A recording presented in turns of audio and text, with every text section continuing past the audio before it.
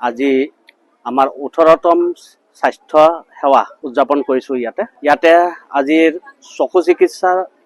মুখ্য প্ৰগ্ৰাম আছিলে আমাৰ চকু চিকিৎসা আৰু লগতে সাধাৰণ ৰোগৰ চিকিৎসা blood test haemoglobin test blood pressure test লগতে বিনামূলীয়াকৈ চশমা বিতৰণ কেন্দ্ৰ আমি আজি হেল্থ কেম্পত উদযাপন কৰিবলৈ লৈছোঁ হয় ইয়াৰ আগতে আমি চকুৰ বিশেষকৈ কৰা নাছিলোঁ এয়া আমাৰ চকুৰ কাৰণে প্ৰথম আৰু ৰাইজৰ সঁহাৰি বহুত ভাল পাইছোঁ সেইকাৰণে হয়তো আগতে আমি যি কৰিছিলোঁ জেনেৰেল কৰিছিলোঁ ছালৰ কৰিছিলোঁ তাৰপিছত স্ত্ৰী ৰোগৰ কৰিছিলোঁ তেনেকৈ কৰিছিলোঁ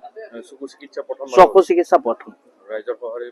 ৰাইজৰ ভাল সঁহাৰি পাইছোঁ মেক্সিমাম আমাৰ এজ 40+ এজক আমি আজি লগ পাইছোঁ ইয়াত চকু চিকিৎসাৰ বাবে বহুতো বৃদ্ধ লোক আহিছে ছিনিয়ৰ চিটিজেন তেখেতসকলক আমি ভাল দিছোঁ সুবিধাটো দিছোঁ কিমান ডক্টৰ আহিছে আজি টোটেল ডক্টৰ আহিছে চকুৰ ডক্টৰ 2জন আৰু জেনেৰেল 2জন 4জন ডক্টৰ ঔষধ পাতিও বিতৰণ কৰিছোঁ আৰু চশমা বিতৰণ কৰিছোঁ হয় আমি প্ৰত্যেক বছৰে কৰোঁ আগতে অলপ আছিলে বছৰ 4টাকৈ কৰিছিলোঁ এতিয়া আমি বছৰ 2টাকৈ কৰিবলৈ লৈছোঁ কাৰণ ৰাইজৰ ইমান ঘনকৈ কৰিলে কি হয় সঁহাৰি অলপ কম দেখা পাওঁ সেইটো কাৰণে এইবাৰ আমি আৰু এটা কৰিম মাৰ্চত কৰিম অভিনয় কৰাৰ হেঁপাহ আপুনিও পঢ়ি ৰাখিছে নেকি আপোনাৰ অভিনয় কৰাৰ অভিজ্ঞতা নাই কোনো কথা নাই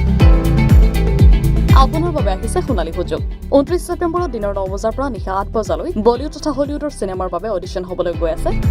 গুৱাহাটীৰ কাহিলীপাৰাস্থিত জ্যোতিচিত্ৰ বনত 5 বছৰ বয়সৰ পৰা 17 বছৰ ব্যক্তিয়ে কৰিব পাৰিব অংশগ্ৰহণ পঞ্জীয়ন হ'ব বিনামূলীয়া নিৰ্দিষ্ট ৱেবছাইটত কৰিব পাৰিব আবেদন